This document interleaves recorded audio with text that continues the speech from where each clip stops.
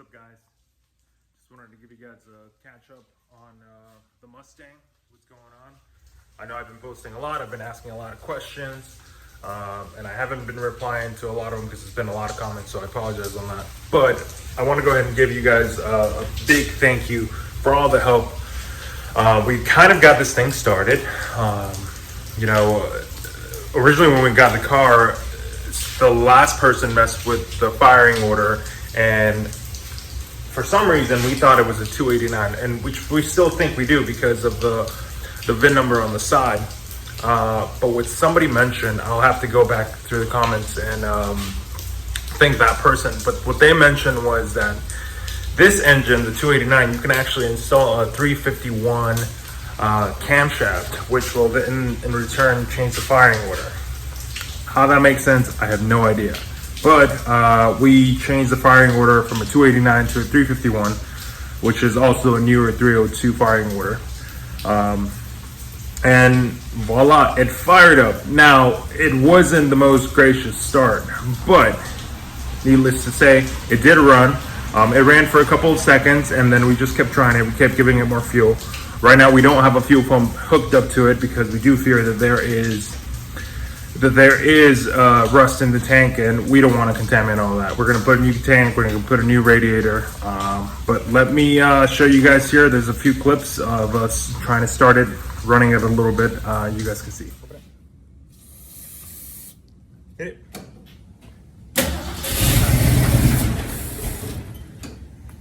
Open it.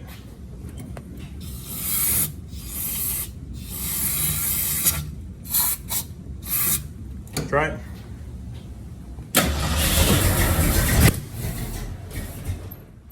Try it again.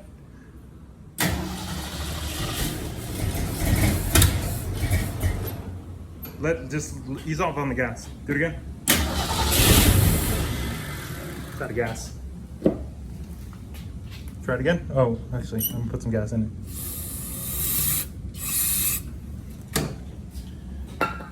Ready? Do it. And that was to set the car at top dead center, the number one cylinder.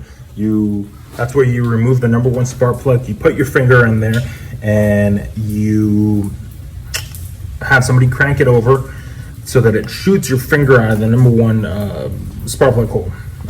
From then on, you go down here to the balancer, and we set it to 12 degrees top dead center. From then on, we got the distributor, we set it pointing in this direction, more towards the fuel line. That's for the number one. That's where we put it. That's where we wanted to put it. And from then, we got I don't know what this is called, but this is a Unilite Mallory distributor. Now, I don't know if this is an electronic distributor, what it is, but I found this piece inside the carburetor rebuild kit. Now, what I didn't know is that there's a sticker here on inside the distributor in this piece, because this piece is inside, and that is supposed to align with the rotor on the distributor, as you guys can see here. As soon as we did that, we aligned number one, we aligned the rotor with this. It's all in unison, and we went with the firing order, which I don't know off the top of my head, but it's a 351 firing order, 351 302, newer 302. And from then on, you guys saw in the video, it fired up. We didn't have a fuel hooked up to it. We were just running it off of the fuel in the carburetor, and it ran somewhat okay. But it is what it is. Again, we do plan on putting a different fuel system in here, just because this one's pretty old. We don't know what's in it. It hasn't ran probably 8 years. We do know that when we checked the fuel pump, there was a bunch of rust, and so last thing I want is to find out that the tank is full of rust and we're running it and we're gonna mess something up. So here she is, guys. 66 Mustang with the pony interior. We have most of the interior actually. Let me grab a light so you guys can see. I usually don't have this much of a mess, but we're actually working on building a workbench on that side, just so I could put all of my tools. But as you guys can see, the interior is not terrible. Let me get this light. Interior is not terrible. You know, it's a 66 car for crying out loud. You know, but I do plan on daily driving this thing. It's gonna be fun, I think. You know, I used to drive, the oldest car I've driven is an 86, and that was an 86 Mustang, Fox body, convertible, leaked a ton. It was fun. It was fun breaking down. So you guys can see I have a battery cable here. I snatched this off a BMW X5, and I'm actually gonna hook up the battery back here in the trunk, just so I can have more space up there, weight distribution and all that, you know, race car. I have all the weather stripping for the windows, so we're gonna put that on. We're gonna make a video about that so you guys can see how we do it. Just in case you don't know, you need to learn, and you know, we're trying to learn in the process as well. And what I mean by we, it's my brother and I, my younger brother. So he's the one that's been helping me work on this car. He's a former mechanic. He's used to working on newer stuff, so but you know, I really appreciate his time for coming out to help me. For me, this is a hobby, but I love it. You know, I love everything about cars, especially V8s. V8s are fun. So this is kind of cool. I didn't know this, but I had to ask on the forum. This is a horn. Now, I don't know from what year. I actually haven't tried to plug it in yet, but it just needs the power wire, and then it's activated by vacuum. You guys can see here in the back, a vacuum trigger, whatever that is. So I'm probably gonna make a video on how that works. But yeah, here we have a 4-barrel carburetor, Holley. I do have a rebuild kit. Actually, it came with 2 Holley carburetors, which the other one looks worse. This one looks its best, and I do have a rebuild kit that we are gonna probably make a video on how to rebuild the carburetor, or I should probably rephrase that, and it's gonna be a video on how I'm learning to rebuild the carburetor. So there's that. I took the radiator out. That's a piece of junk.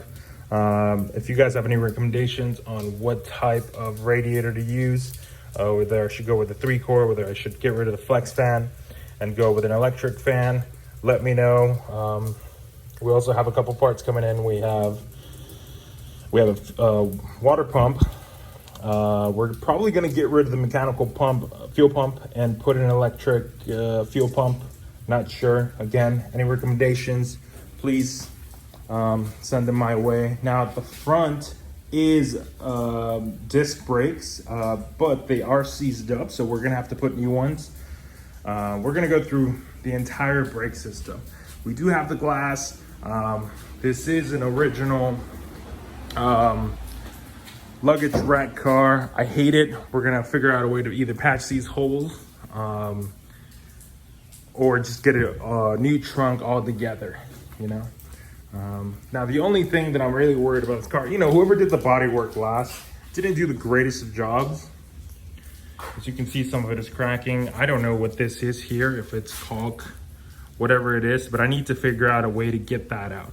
And if you guys have any suggestions on how to do that, please, again, sending my way. I know it sounds repetitive, but I'm just trying to learn here. You know, and again, whoever did the body work did not do that great of a job. You can see in a lot of places it's cracking.